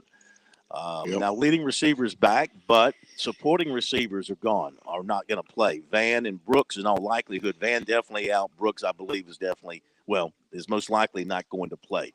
How many tight ends are gone? A bunch of them. Stocker's gone. Jaheim Bell's gone. Yeah. The starting right tackle is gone. I mean, that's hard when you lose them after a season and you've got spring practice and fall camp. It's hard to replace that kind of talent with that much time, much less the few practices you get for a bowl game. Well, it is, and it goes back to this whole new system that basically the Supreme Court unleashed on the college football, but really without a whole lot of notice. From what I understand, if they've got to correct this, there's 2 things that need to happen. Number one is they need to basically treat it like the NFL and have these kids sign contracts when they sign, so that they're going to get compensated with NIL contracts, and if they break them, they pay a price for it. If it's going to be professional, let's treat it that way. So there's equal leverage on both sides. Secondly, we got to get the tampering out of it, because what we've got going on out here, and I won't get specific right now because I don't have the concrete proof to it. I don't know if I'd tell it if I did, but we've got alumni luring guys away from other teams with the promise of paying them, and there's nothing right now anybody can do about it. NFL's been trying to guard that for years in the draft and with free agency. So, we're basically in that kind of situation, and I could go on and on about character and loyalty to teammates, but that argument's gone now. It's not gone, but it's not going to help us. We can just bellyache about it, but I really think for South Carolina, looking at this football game, they have got to load up on the run defenses and make whoever Notre Dame starts at quarterback. I don't think they've named a starter as of yet. They have. You might not have heard this, but they're going to go with their starter from back at the beginning of the season, Buckner. Yeah, and their quarterback, Drew Pine, left because they informed him, hey, we're going to look in the transfer portal for some competition for you. And the kid basically put himself in the transfer portal according to their head coach, who I don't have any reason to doubt. He's very honest and upfront, but he's afraid to compete. And who wants a quarterback that's afraid of competition? Phil Petty, I remember very closely. Kirk Cousins, one of my favorites, my boys, Josh Stell. We had people to push him, but he loved that stuff. They all did. They welcomed the competition because it made them rise to a higher level. So it's a lot of, we could go on and on, but South Carolina needs to try to make Notre Dame's quarterback beat them from a defensive perspective. And, of course, Notre Dame lost their top pass rusher in Isaiah Foley. And, which is, again, a head scratcher for me because these NFL scouts are very, very nitpicky. And they're going to look at this stuff and say, when you got to go to Green Bay, your favorite team, to face them in the playoffs, this, negative 22 wind chill, are you just going to shut it down or say, I'm hurt and I can't play and still collect your paycheck? I mean, they're investing millions of dollars in these kids. So there's two sides of this coin. And I'm not going to say I'm not disappointed by it. I'm an old school guy, but I just want to be with my teammates, play with my teammates as long as I possibly could, because when it's over, it's over. It's not like baseball where you can go get in a softball league and at least play a semblance of what you played. You can't find 22 guys to go out and pad up and knock a mess at each other because basically you all end up in the hospital when you get older. This is true. You want to enjoy every minute, and I understand both sides of it. But from a strategic standpoint, I really believe South Carolina will give it everything they have. They have lost a lot, and I feel for them. But I also don't doubt Shane Beamer's, at this point, his ability to motivate those kids to play their guts out. Defensively, got to believe that Notre Dame is going to line up, run the football. So defensively, you think South Carolina is going to really stack the box? You think they're going to, go with tighten up with the linebackers behind the line and walk the safety down some and just play tighter? And you mentioned make the quarterback beat you. He hasn't played since the second game of the season, but they do have a big offensive line and big, strong running backs as well. What do you think the Gamecocks will do defensively? I think they've got, for me, and there's a lot of ways to get into what you're talking about doing. That's the pathway you take. Because if you want to make sure, if you're Notre Dame and you can run the ball at will, that's all you're going to do. It's at least a pathway fraught with potential hangups. You can fumble the ball, have a lost yardage play, but they've got a great running back who's a big kid. They've got two of them actually really outstanding players, and that simplifies things for your quarterback. And they've got one of the best offensive lines in college football in the whole country. So I got to believe their running game. It's always important to them, no matter who they play. You've got to try your best to take that away and force them to play left-handed, as we call it, and use the rather inexperienced quarterback, who's still a great player. But that would be the way that I would do it. I don't know if they would do it that way or not. There may be some things I don't know, but that's what I see happening. Okay. Let's go to Clemson. Now, Clemson, they too had their departures, but really Miles Murphy is the one on the defense that they lose who was a starter, a major contributor. And offensively, Uiagalelei, he's gone. After losing his job, he decided not to try and come back and compete for it and just go into Oregon State and go play for the Beavers out there.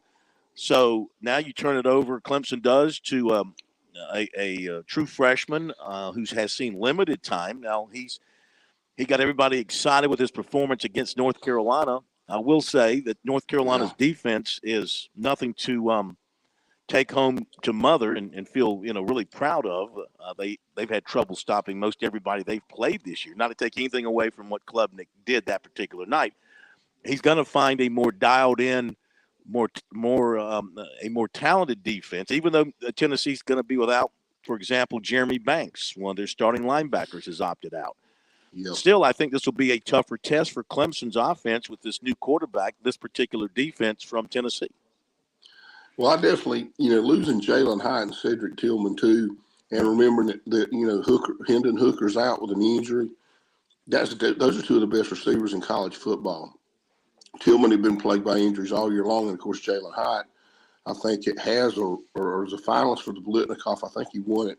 Obviously, Columbia native, who we're all proud of, and did a great job. Now Clemson did lose Trent Simpson too, linebacker, who I think. Yeah, but good point. But he wasn't going to play. He wasn't going to play anyway.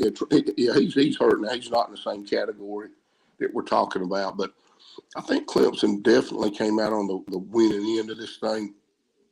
I believe Klubnik is the future for them, and he really runs things extremely well for them. Excuse me. But Clemson's got to do the same thing. The thing they've got to handle is the tempo, Tennessee's tempo on offense. They're going to play extremely fast pace. Heupel's an excellent coach. This is an excellent coach team. Even the backup wide receivers are going to be tough.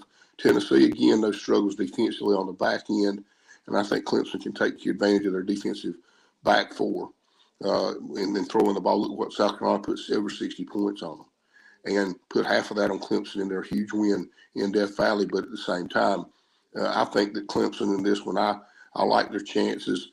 And these kids are all used to big stages. Out of all these four teams, Clemson has had the most success by far on the big stage, and Orange Bowl is a pretty big stage, and they've been there before. So I feel like if they can stop the run game to a degree, because Tennessee actually has a deceptively strong run game, but then the key is to be able to play with the tempo on defense and keep up with it. That's going to be a big deal. They've got to be ready for that tempo because there's nobody in college football on the Division I level that runs the tempo Tennessee does. They get off plays faster than anybody in college football. But don't you think Clemson's going to play faster too? That's something they did when they put Klubnik in against North Carolina. Do you expect Clemson to try to push the tempo as well? And will that be in the Tigers' favor, or do they run the risk of putting their defense in a position where they're going to get worn out if Clemson's not converting third downs, moving the chains, keeping the football? Well, I think if they had not lost Hendon Hooker, I would agree 100% with that. But then losing Hooker and Hyatt and Tillman, that's basically their three best players on offense. Now, some people may argue about that, but looking at their victory over Alabama, Jalen Hyatt had 5 receptions for touchdowns in that game. He's just a game changer this year. Best receiver in the country as far as, voting and that kind of thing went. He was definitely the most productive. But I think that, again, you mentioned they play against a tempo offense every week. So they should not struggle with it, but I would still emphasize it to the kids. They're going to be a little bit faster than even we are. Clemson needs to establish that fantastic running game they have. They went away from it in the second half against South Carolina, and it really hurt them. That's what bailed Uyunglele out most of the year when he did get bailed out and kept him pretty productive. It was a great running game to offset and keep defenses honest. And I think they've got to keep that going. Klubnik, and basically, I think you'll see Klubnik have a great game. He's a very good player and was very impressive in that ACC championship game. Does Klubnik make the receivers better than Uyunglele could, or do the receivers have to make Klubnik better? Oh, he makes them better. There's no question. And all it is a quick matter of hitting your reads, being accurate with your throws, and quick with your decisions. So you got to make accurate, quick, correct decisions, and then throw the ball where you need to. And this is a lot easier said than done. It's why when you look in the NFL, it's only maybe 10 guys that are legit great players, and even some of them get criticized. Quarterbacking is such a tough thing, and in the spread offense, it's no different. They're the trigger man. We never really called them quarterbacks probably for the last 15 years in that offense. You call them the trigger man because they pull the trigger on the gun on every play, whether it's the run game and you doing read option stuff or RPOs or your down the field stuff. So I think he excelled at that in the ball game, and I would hope with more preparation he'd be even better. But again, Tennessee has got a ton of talent over there. And here's the thing. This bowl practice is huge for next year because it's basically an extra 3 or 4 weeks of practice for these teams. Mm-hmm. That's why getting in a bowl is so huge for developing a program. So I look for Tennessee to come out and play well. Don't get me wrong, but I think Clemson definitely has an advantage, and I hope they'll exploit it. Before we let you go, quick thoughts on Coastal Carolina, East Carolina tomorrow night. When Chris was with us, he said he thinks it's going to be a very high-scoring game. Both of these teams can put points up. Grayson McCall is going to play for Coastal. Both of these teams struggle defensively. Mike Houston's doing a nice job there in Greenville, North Carolina, bringing that East Carolina program around. You think Coastal, with all the distractions of the coaching change, and they've had some opt-outs as well, you think they can put something together to grab a bowl win there in Birmingham? As long as Grayson McCall's there, I'd give him a chance against anybody. I mean, he's a fantastic player. I hate that he's leaving there, but I'm really proud to see him playing in the bowl game. But I think they'll put a lot of points on the board. Like Houston is a defensive coach by nature, but he's building that East Carolina program, and Coastal Carolina's got a lot more talented team than people realize. Yeah, and they named your town after McCall. That's how big he is. I think you got your history a little bit staggered, but we'll take that. He's a heck of a player. McCall, beautiful McCall, South Carolina. I used to know some other people there from McCall. Coach, I hope you feel better. Go drink something. Well, you're in Kentucky. Just go get something stiff there in Kentucky and make your nostrils open up a little bit. Make them flare. I might just do that. So hopefully my preacher's not listening. You know, I'm Baptist. They get on you for that. I have to sit on the back row if I do that. That's okay. That's a lot of people sit on that back row. From what I can tell, the Baptist churches I've been to in the past, a lot of people sitting on that back row. Well, I kind of grew up on the back row and worked my way up. But, you know, sometimes necessities, you have to do what you got to do to get better. Well, I hope you feel better. Thank you so much. And you know what? We'll talk to you next Monday, about everything that went down on Tuesday night, Coastal, and Friday for the Gamecocks and Tigers. Thank you much. Have a great week. Hope you feel better. Thanks so much, guys. Y'all have a good one. You too. Okay, there you go. He's fighting it, but he's a fighter. That's the coach, Zach Willis, with some great input on what's going to happen or what could happen or what should happen in the games coming up. We appreciate him being with us. Let's go to the final break, and we'll come back to put the finishing touches on tonight's show. Want to jump in for a final comment, question, observation? Feel free, 888-898-2525. The number, South Carolina Education Lottery. Lucky number for you here on Sports Talk. We'll be back after the break. Don't go away.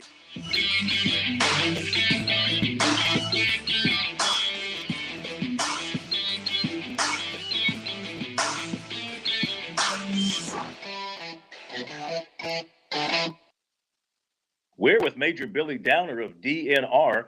Of course, hunting is very popular across the state of South Carolina. Major Downer, what things should our hunters be thinking about before they get out in the fields? It seems like every other show we're talking about hunting safety of some sort. Whether it's turkey season or deer season, hunters always need to be aware of their target. Make sure before you pull that trigger that you know what you're looking at. Whether it's a turkey during turkey season or a deer during deer season, you know your identifying features of your game. You know what's beyond that target in case you miss. Learn more about the great outdoors in South Carolina with Major Billy Downer on SC Wild here on the Sports Talk Media Network. Score a touchdown with Founders Federal Credit Union. With services like Founders Online and the Founders app, you'll enjoy all the perks of a big bank with local personalized service. Not a member? Joining Founders Federal Credit Union is easy. Visit relaxjoinfounders.com or one of our 37 convenient locations to see if you qualify for membership. Relax with Founders. Terms and conditions apply. Founders Federal Credit Union is federally insured by NCUA. Life, it has its ups and downs. Sometimes it's little things like hitting every red light or dropping your cell phone. Maybe it's the bills, rent, or pressure at work. But when it comes to the South Carolina Education Lottery, you should never feel like playing will solve everything. The lottery is a game. It's played for fun. So set a dollar amount. Expect not to win and make sure responsibilities, family, friends, and work come first. Visit playresponsiblysc.com.